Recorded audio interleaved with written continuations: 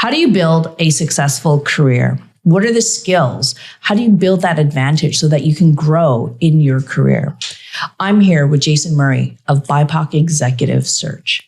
He is the founder and president, and we are here for an awesome conversation to help you get ahead.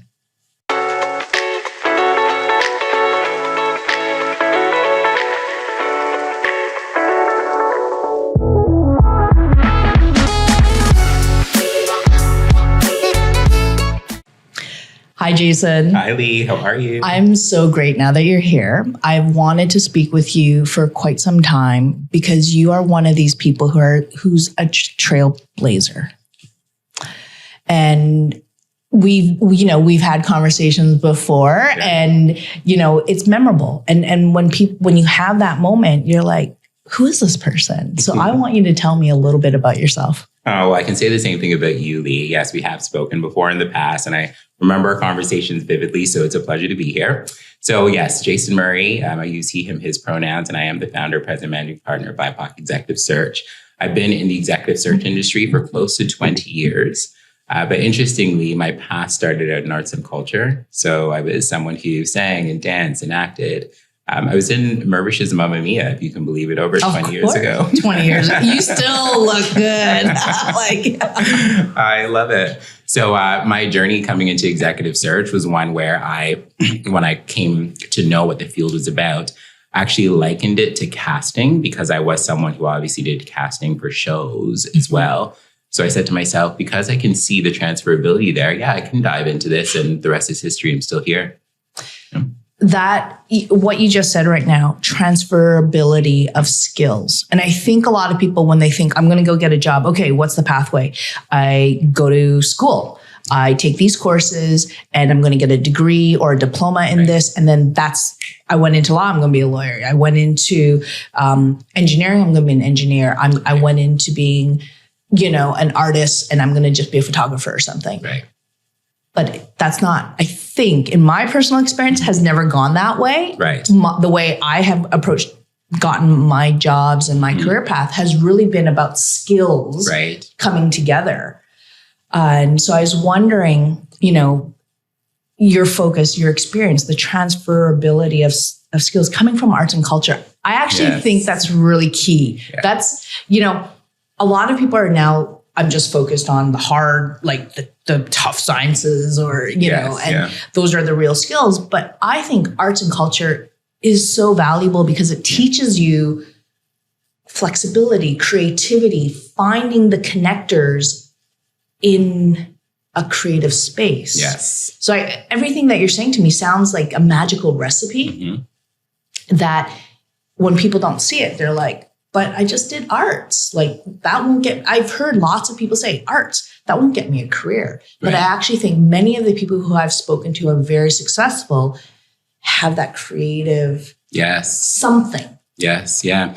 Yeah. No, I love everything you're saying here. And I think the word that I want to really highlight and center is opportunity. And what I mean by that is when people are going to school and they're thinking, so if I do this degree, there's a correlation to this job. What they're thinking is that's an opportunity, right? So I'm going to do something that's going to be an opportunity for correlation.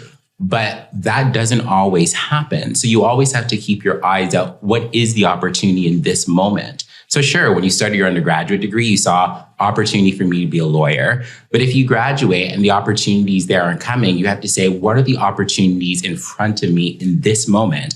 And maybe it won't be, articling and then being a lawyer at one of the top law firms. Maybe it's going to be an in-house lawyer at a company that needs someone on the ground. So people always have to think about opportunities. And it's the same way, too, when you think about the whole world of arts and culture. I know right now the world is iteratively changing and we're constantly concerned about the economy. And there's good reason to be concerned. So this is not me diminishing that.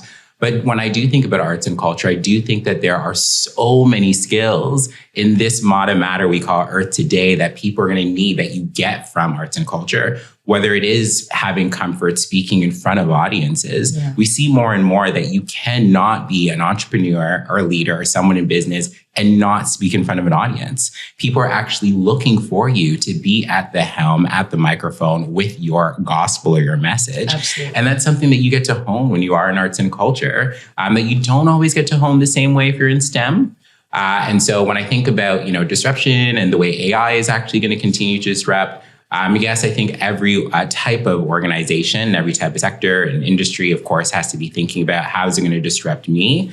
But when you think about the individual, the human, and how they need to continually evolve and take shape, again, arts and culture is actually the field that gives people an opportunity to truly evolve as an individual that can relate to other people. Totally. Yeah. I mean, you actually said something that I think a lot of people are thinking and not knowing how to deal with. AI technology. Mm-hmm. You see that. Is it going to take your job? Yeah. Right? And I can think about lots of jobs where no, AI can't replace the human. They need the physical, someone physically to do that. And AI regurgitates a lot of stuff, yes. but they're not actually coming up with new ideas. Right. Yeah.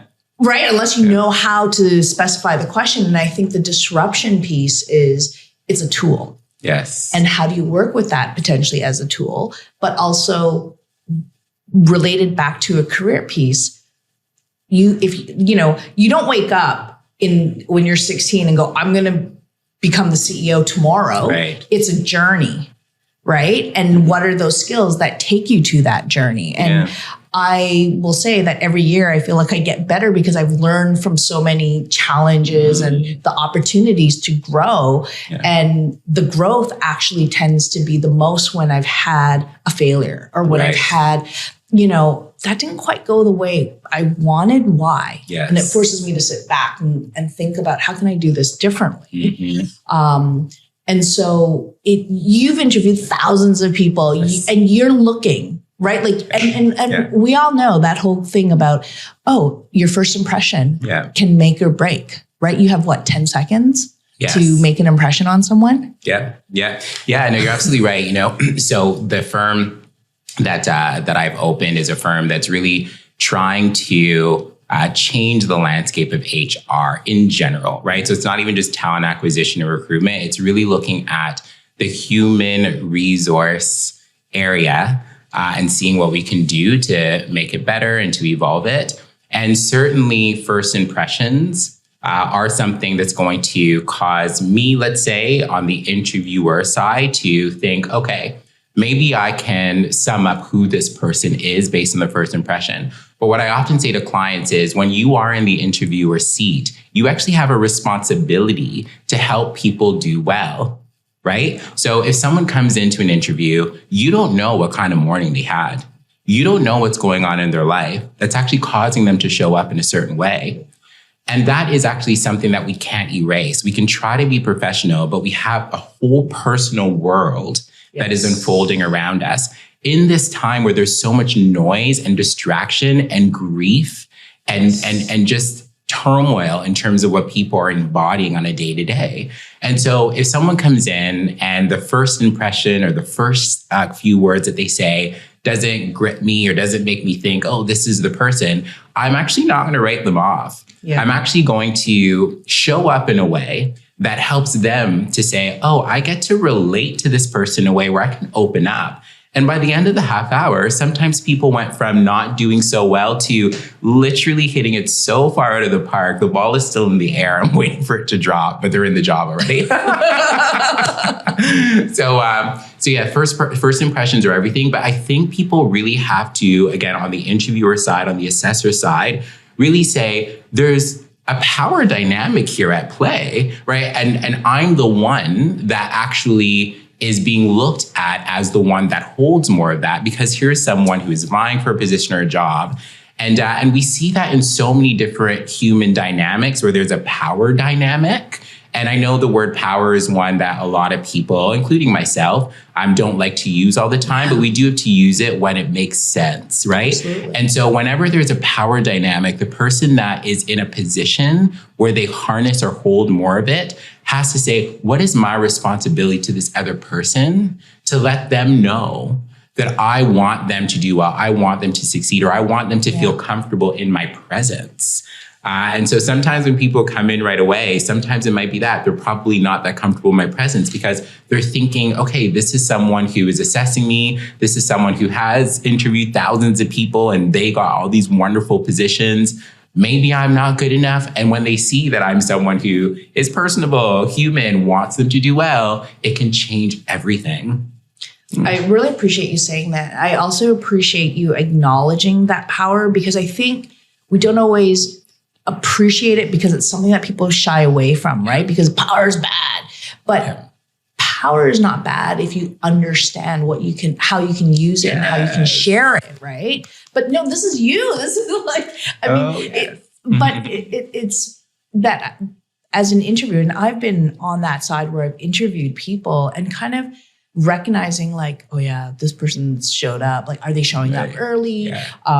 How early, right? Like some people show up a half hour and you're like, whoa, that's like too early, right? Like show up like 10 minutes early, but not like. I think I should have maybe around 5 minutes or so early or 10 minutes. But you know what I mean? But people are nervous. Yes. And sometimes we're like, oh, I'm so busy. I'm fitting in an interview, and people's mind is not present. And so they're not thinking about it, because so much of what you have said is so mindful, so thoughtful, and probably what makes you good at your job by putting people at ease. Because even acknowledging, you're looking at me like I have the keys to the castle. Right.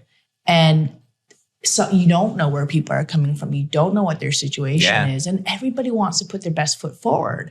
And at the same time, people will Google, what are the top questions to ask? What's a good answer for these things? And it's pre-programmed into, okay, this is what I should say. I'm not,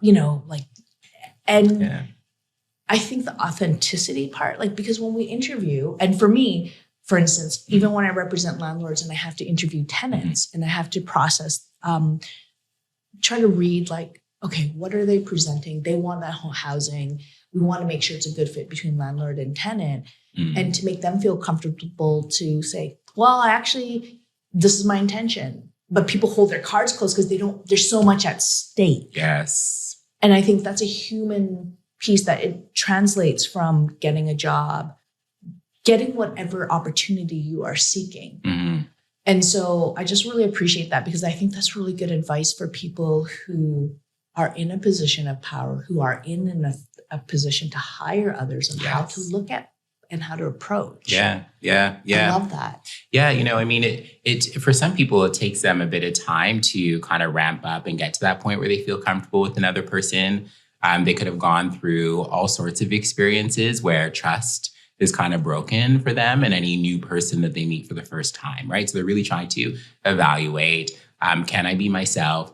So some nerves might actually be what the person on the other side is introduced to right away. And again, the person who is the individual who has more control over the dynamic should want to create an environment where people says, oh, wait a minute, I can trust, I can wear my hair down, I can actually express. And that's when you start to build meaningful relationships. When you say, we're not just going to be talking on the periphery, we're actually going to go in, right? We're going to feel like our hearts and our minds are a part of the conversation. And that's how you really connect. Yeah. So I find that a lot of times there's like a veneer or a barrier in front, and people are trying to figure out, how do we push past that? And again, the person who invited the interviewee to come in, or the person that's going to be assessed, really needs to say, this is supposed to frame it, right? This is supposed to be a conversation of joy. This is supposed to be a conversation of fun. I say to my clients all the time, you off the top can actually say, this is going to be a conversation where we're going to be thinking more expansively because of this energy exchange, right? And that can actually have someone say, oh my goodness, it sounds really neat and nifty. And yeah, I think I'm going to like this conversation, right? I've had so many people that I've spoken to literally say, I've left conversations with you, with your team, feeling actually feeling like a different person. Like people who are full-fledged adults, feeling like they already have a grasp on their identity and who they are, starting to say, I'm kind of peeling the onion back more, and I'm discovering more of who I am at my core, which is a powerful thing to hear from someone after one conversation, right? So yeah, I thank you for everything that you said as well in terms of some of your client experiences and how that has unfolded as well.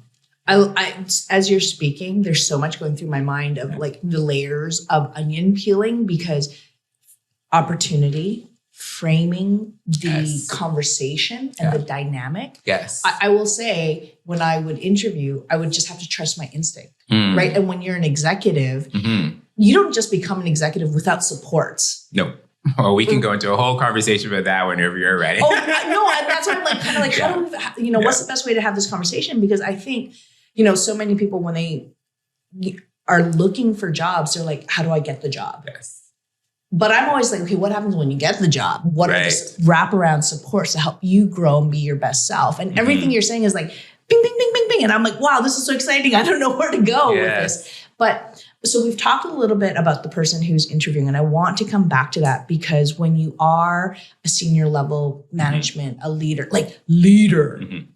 CEO, boss, executive team, there's a lot of weight to that. And sometimes when people get into those roles, they're not actually prepared for the responsibilities that come with it and that shift. And I've actually had conversations, especially with like coaches, leadership coaches that find, they've become like a senior member, but they're trying to negotiate their identities and how to be professional, have authority. Like if you were in a lateral role with your colleagues and then all of a sudden you were promoted, how do you negotiate that change in dynamic, age differences?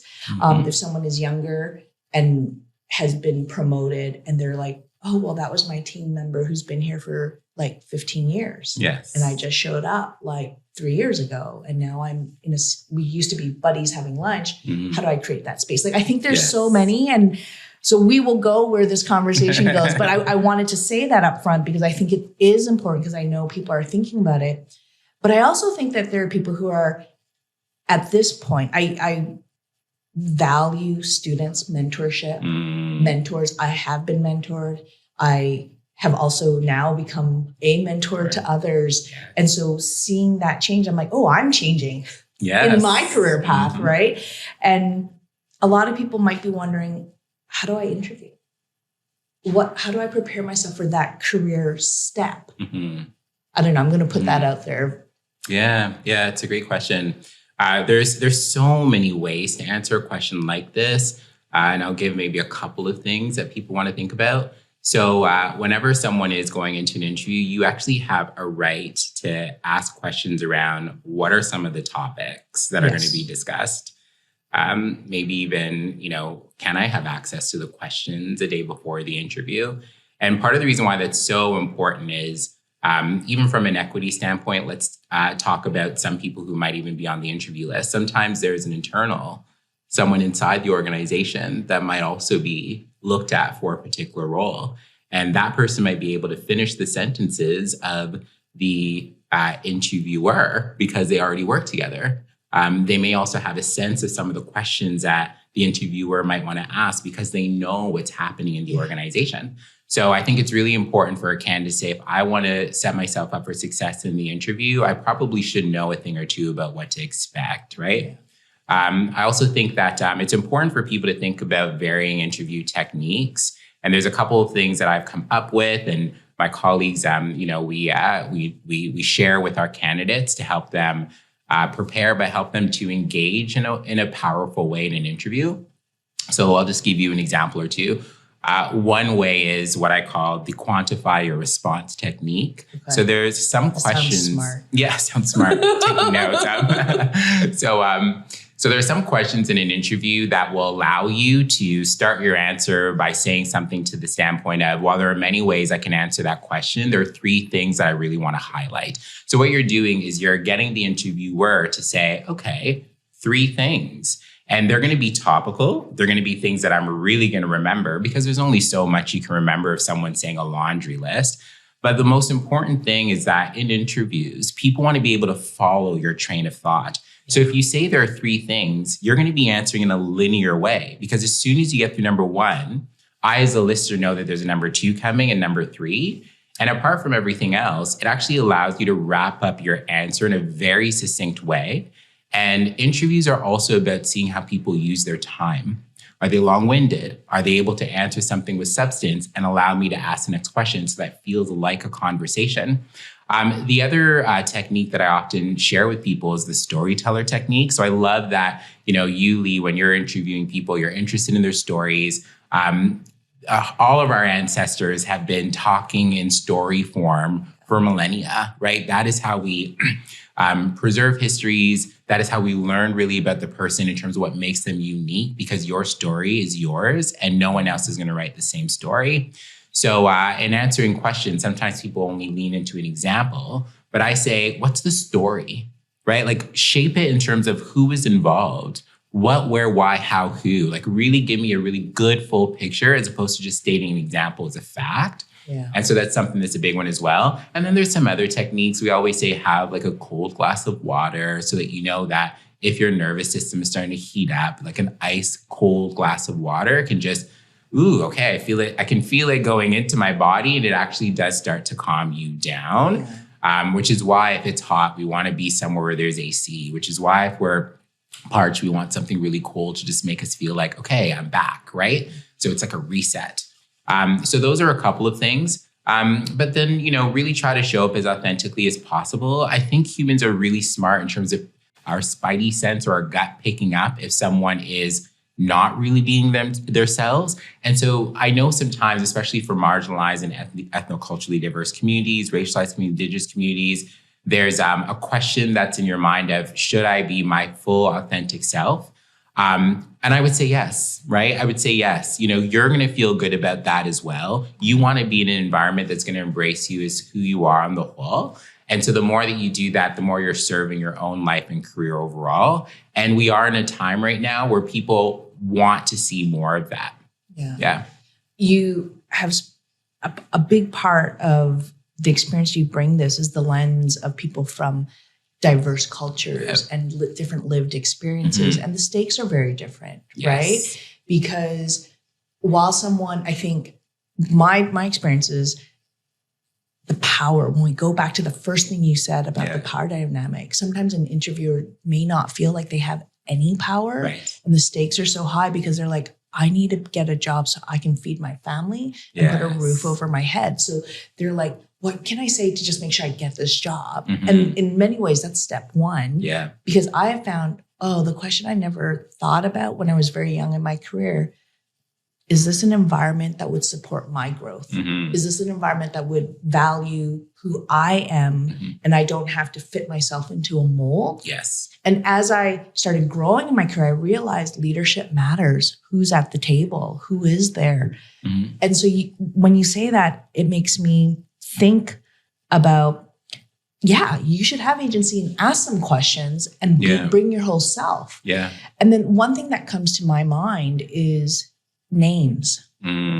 We are in Toronto where, we're the whole world in the city and we have different names and the names that we choose. I mean, my name is Lee Koo, ethnic name. My father was very conscious about making sure that he's like, when people look at you, they're going to see a Chinese person, right? But I know a lot of people who have changed their names because they're like, that's the key.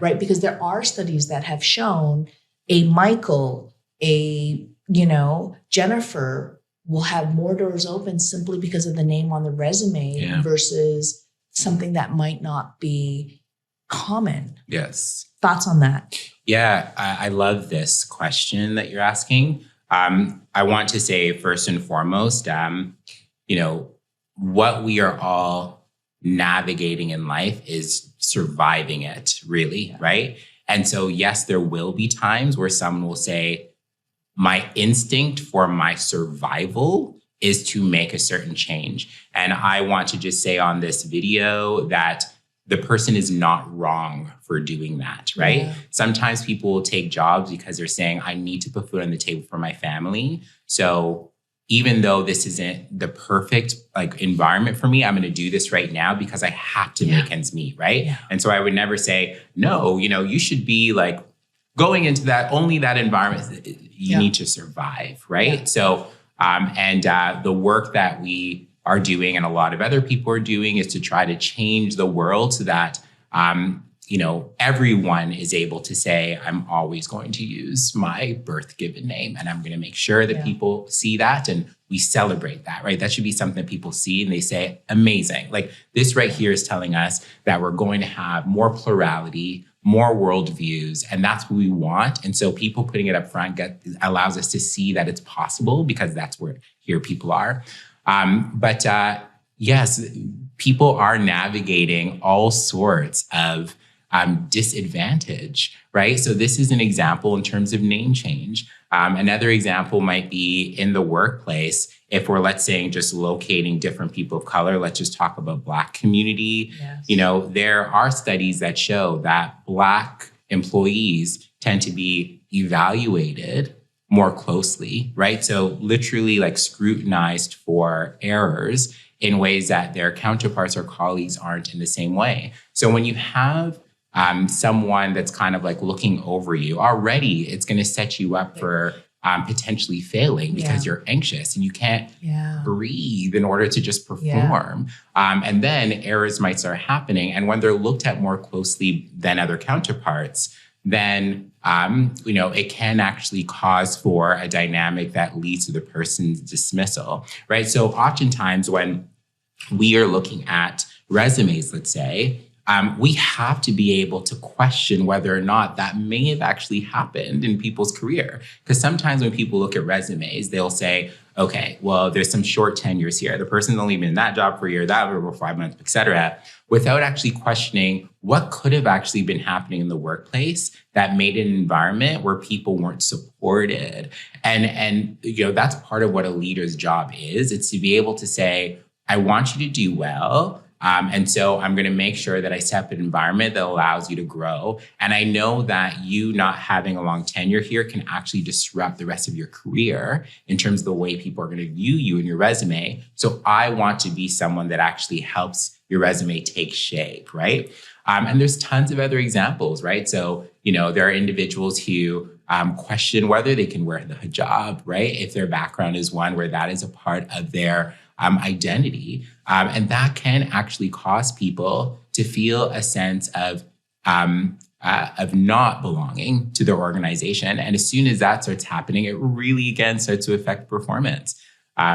People wouldn't have seen this on video until I'm now sharing it. But for folks watching, I was talking to Lee about belonging. And I was saying, I can be at this point where I'm here in my career right now. But let's say I was taking a trip and I was walking through first class. If someone was looking at me and saying, I don't know if you should be in this area, already that means that I'm now starting to feel like I don't belong after all this hard work to get to a point in my life where I'm thinking, but it still happens, right? It still happens. If I'm, in a grocery store that might be in an area where there might not be as many people that look like me, people might start to wonder why I'm there. And you can just feel that, right?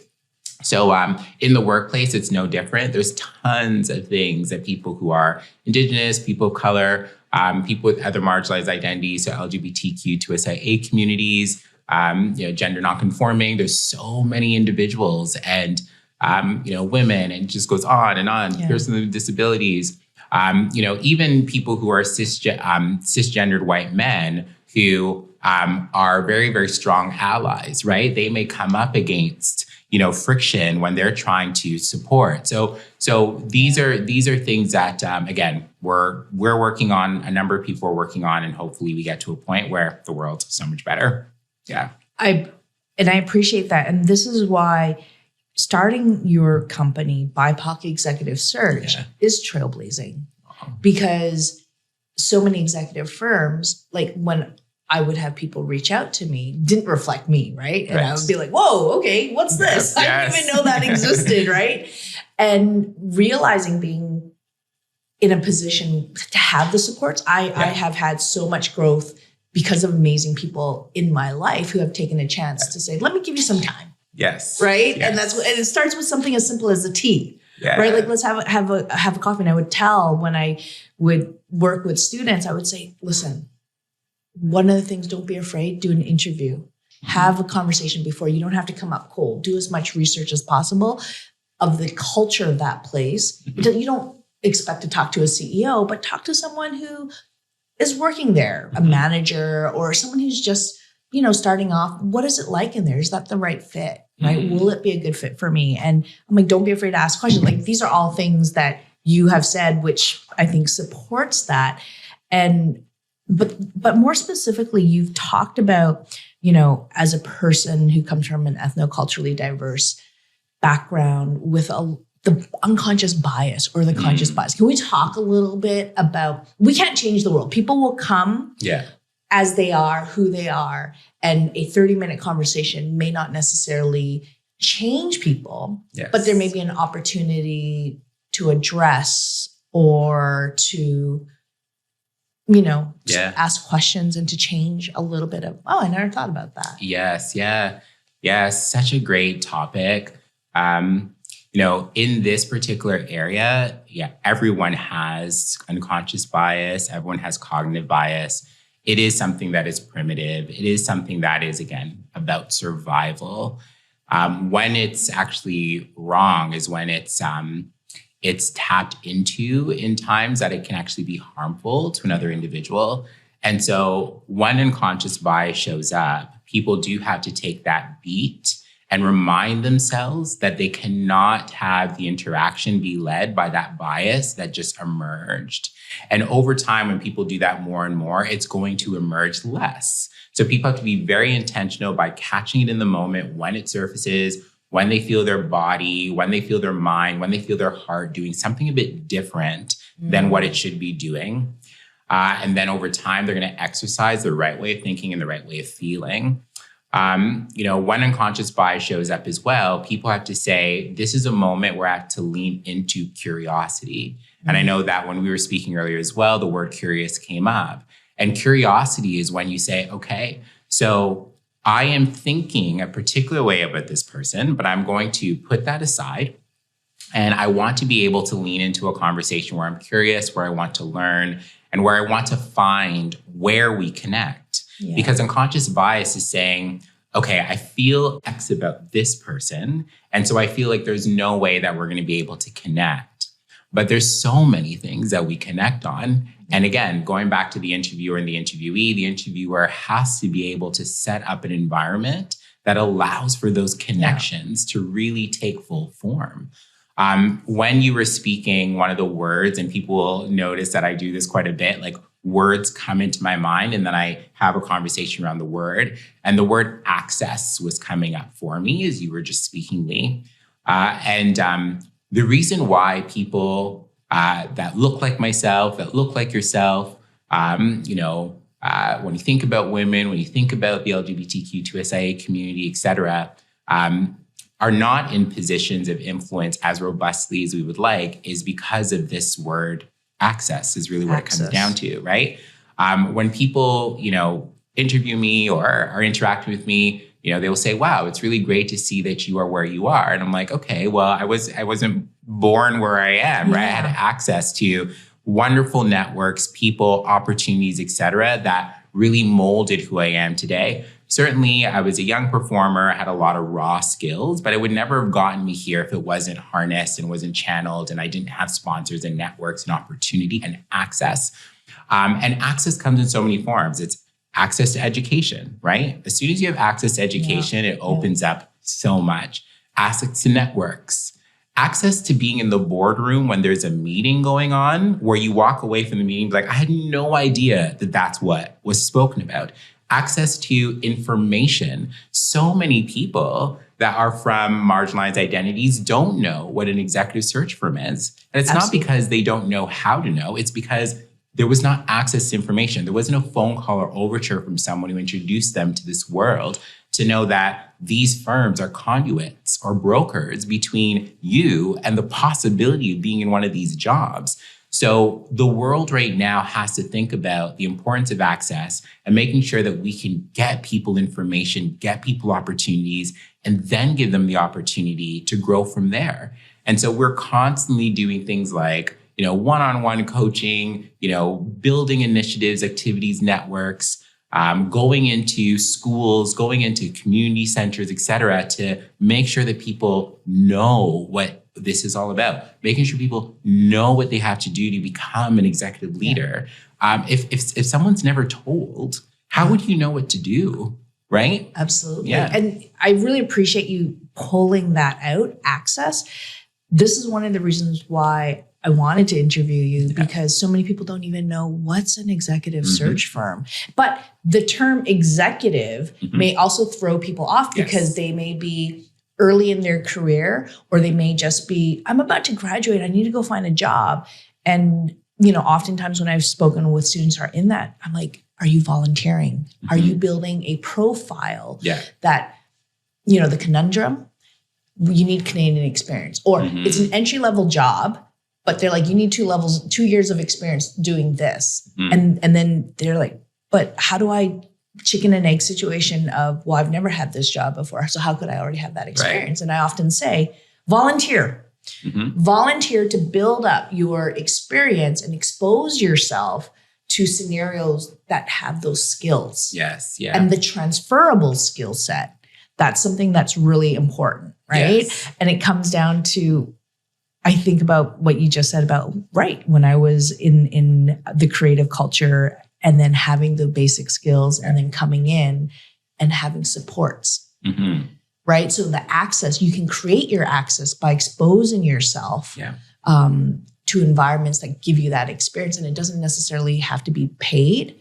But I also want to acknowledge some people may not be in a position where they can take unpaid work. Yeah, no, I agree with everything. And this is a very interesting moment that we're in because we also have access to tools. We have access to smartphones. We have access to the immediacy of getting a message out. And so what I say to a lot of young people is, because absolutely right, chicken and egg, right? How do I actually get that job? It says I need 5 years experience. But what people need to think about is create a brand around yourself, right? Because more and more people are trying to get a really strong sense of what someone can contribute and what value they can add to an organization. And much of what one has when they are younger is, here are ways I can contribute, here are how I can add value, right? And so if people are, able to volunteer, that's one way to build a brand, because you're starting to get yourself out there and people are seeing you and they see that you're working hard and they see that you're someone who is wanting to add value, right? There may be something where you do actually engage even in like these types of podcasts, right? Where you might want to say, I want to actually take the initiative and I want to, do some thought leadership. And maybe it's just me and one other person, but I'm getting myself out there enough so that if I am applying to a job, they saw that I just did 20 episodes on something that was actually meaningful to that particular sector in the marketplace, where it would make, an employer say, this might actually be something that we need to start exploring more because we have the voice of this young individual that's really going to help us carve out that path. So it's not always just about sending out the resume. Simultaneous, you want to develop a brand. And sometimes people can do that in like 3 months or like 6 months. And all of a sudden you're like, okay, people are now calling me, right? So, No, I love that. I mean, you are really changing HR. I really believe that. You're saying, hey, this is what we're intending to do. And I wanted to talk a little bit about your search company because it's 3 years old. You bring over 20 years of personal experience to the table, but you've also expanded rather quickly. So tell me about you. Tell me about BIPOC Executive Search. I love it. So yes, in the industry overall, about 20 years of experience, and I did open up the firm 3 years ago. I am one of those individuals that thinks in a very strategic and visionary way. And so when I opened up the company, it was during the pandemic. And it was also the time where we all saw around the world the death of George Floyd. And there was, a lot of conversation about what do we do in different pockets of society, including in workplaces. And I looked at my own personal and professional location and said, okay, as a Black man, this is obviously really, really affecting me. But then I also saw the need for a firm to actually be able to respond to what so many employers wanted to be able to see more and more of, and knew that I had to carve out that narrative for a firm that was specializing, but then also can have even bigger sights in terms of just overall HR. And so I brought on a number of individuals, and we heard the term great resignation, right, come up over the last number of years. But I came up with a term called the Great Discoloration, because if you actually look at what happened during the pandemic, when a number of people were actually let go, a number of the people that were let go were people of color and Indigenous folk, right? In terms of companies saying, okay, we need to downsize in terms of headcount. And those are the people that were mostly affected. And so what that meant was there also was more of a candidate pool of incredible minds that were available during the pandemic time that were looking for jobs, right? And so that was also a time where I said, okay, the firm is needed even for that, to actually bring all these wonderful people in. Yes, the expansion's been happening really quickly. We have a number of service lines, and when people work with the company, they can see where it's distinct and they can see where there's value that perhaps they weren't getting in other places. You know, I want everyone to do well, every search firm, every, company. I think everyone should try to be as big as Amazon. Everyone should be working. Everyone should be doing what they love. But yeah, people are seeing the distinction, the value. And we have earlier this year in January expanded into the US. So we have 3 people there right now, and about close to 20 people in Canada. And next year, we really do want to continue to grow and continue to help make change. I love that. I mean, that is how you are making change. And we need it so much because, as so many statistics show, how many people are of color? What is the gender parity? I mean, there's more Johns than there are women CEOs, right? Yeah. And so there's a lot out there. There's a lot at stake, because when you have leadership that can reflect the employees, or to have that experience to say, oh, we haven't thought about this, right? It makes a big difference. And you searching for people, that lens that you bring to the table of, I've got someone who would be a great fit that can bring people together, really shakes things up and creates an access point that may not be as intentional in that way. Yes, absolutely. It's so needed. And, I often think to myself, even when I hear, announcements saying, the first, woman blank, right? Or the first, whatever, racial ethnicity blank, I say, if we replace the word first with only, how would that land, right? That's true. When you think about the amount, even if we're just speaking from a gender standpoint, you think about the amount of women, and then you think about the first, if you're like the only, that's a paradigm shift. Yeah. It is very different. The only woman to have ever done this. Yeah. We think about our new mayor. Yeah.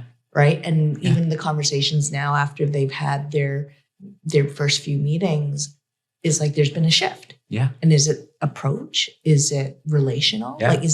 What is that dynamic that has changed? And there's hope. There's hope. Hope. Yeah.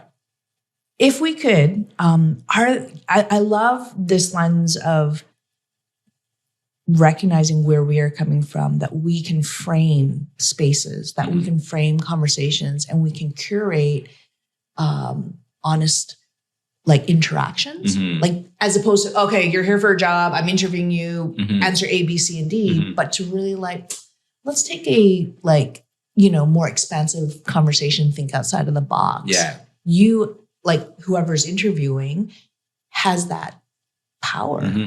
And I love that. I love how you started this conversation about it, because I think we don't often talk about that. Exactly. It's always from the lens of, I'm applying for a job. How do I get this job? But from the person who's interviewing, when you talk about unconscious bias, it's when you realize that you're leading in this way, take a moment and think about that impact. Yeah. And it's how do you get people to think? And I know you are doing this work with the executives you are hiring, and that will be, change takes time, but we need change makers to be hey, have you thought about this? And you know what? It doesn't even have to take that much time. Because executives do have so much influence, and some companies are bigger than others in terms of the visibility that they have.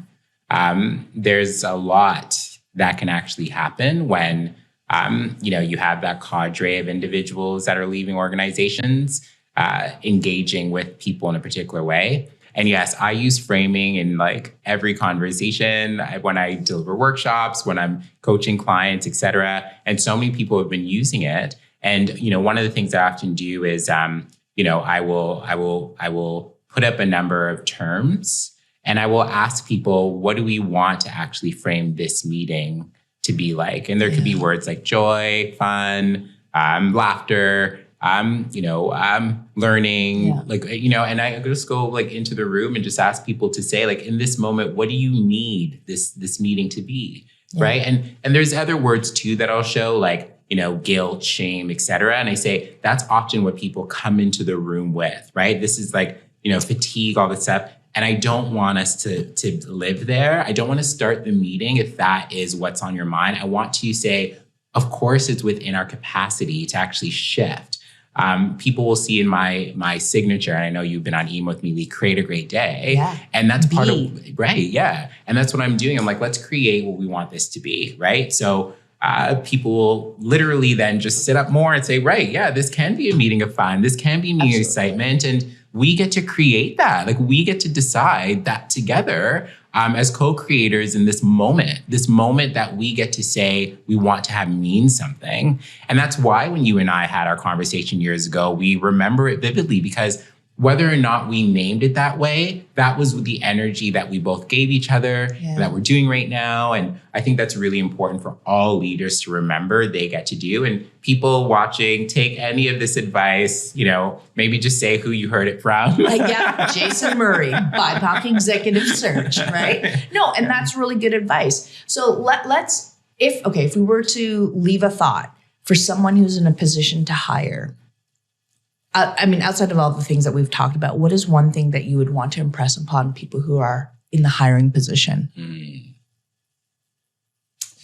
I love this question. I'm going to give you a short answer, but I'm going to say people who are in leadership, you have to remember what leadership actually is, right? So leadership is about problem solving. It's about getting the resources that people need in order to do their jobs, right? So you don't have to micromanage and do everyone's job for them and not give them the opportunity to fail and learn. So again, you want to make sure that you can bring the resources to say, here's what you need. And you do want to actually be an active mentor. You do want to say, everyone has potential and I want to be able to help them get there. So if you can lead with those types of frameworks, the problem solving, because every day is a problem. Like, leadership is about saying, what am I going to do now to address this? And I have to think on my feet. I got to do the resource. I got to pull the right people in. So problem solving, then you want to make sure that you are doing work that really gets the resources that people need in order to do their jobs. And then you want to make sure that you are a mentor and that you're there for people's growth. That's awesome. I love that. What about, so now let's take it to the other side. When someone is in a position of looking for work, what's your top message to them? Ooh, okay. I know that's hard. And they're all hard, but it's like, Yeah. When people are looking for work, I think it's really important for them to have done their research on the organization. Of course, everyone wants to, think about being in great environments and, obviously making a living, et cetera. But there are times where I feel like people probably don't do enough of that. So when you are looking for a job, you want to be one of the individuals also discerning if this is the right position for you, right? Not just on the interviewer side. We're trying to discern whether it's the right position for you. You want to do that as well. And also, I would say, you should try to find ways to show up as the person you are, right? I know I said a lot in this talk about the interviewer having a lot of power in the dynamic, but I do also say to candidates when they are interviewing that because you're going to be doing so much of the talking, you actually as well have power to create the environment you want it to be. And so Don't think about the fact that you have to answer things in a particular way or play small. You really get to help shape the environment based on having the mic for so much of an interview. Yeah. Oh, that's powerful. That really does change that dynamic in the mindset dynamic, right? Yes. So I like to always wrap up with favorite quotes. You have two really great ones, and I love them. I was like, oh, I like this. And I learned. I like to know what are words, quotes that help motivate people or remind, right? Or ground us. The first to apologize is the bravest. The first to forgive is the strongest. The first to forget is the happiest. Yeah. Unknown. Yeah. Yeah. The happiest is really the emphasis, right? We're always trying to figure out how can I actually move more towards feelings of joy and happiness. And it's not always easy to actually forget things. So again, this is not a blanket general statement. But a lot of us can find ourselves holding on to so much that ends up taking us away from moments and being happy. And so, the first to forget is the happiest. And so that is, from that quote, the part that I would really want people to reflect on. And just think about your life in general and what are some things that you can just start letting go of? What are some things you can just put away? Yeah, I think that's powerful because we carry too much baggage sometimes, right? And then this other one, I love this. If your presence doesn't make an impact, your absence won't make a difference. Trey Smith. Yeah. You really do need to, again, think about that brand that we all are. And if you can do your best to, again, exercise that and develop that, you over time will want to continue to make sure that your presences have an impact. And otherwise, if it doesn't, then your absence, won't really matter to folks because they won't really be thinking of you needing to be in a space.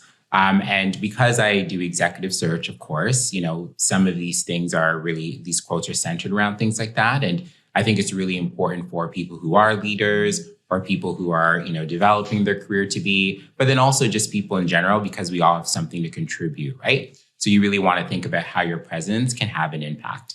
Yeah. Comes to this mindfulness and impactful, right? Like thought leadership. Thank you so much for your time. I have so enjoyed this conversation. I know that our viewers will enjoy it because there's so much knowledge there that digs beneath the surface and really gets at the heart of how do we be better. Yes.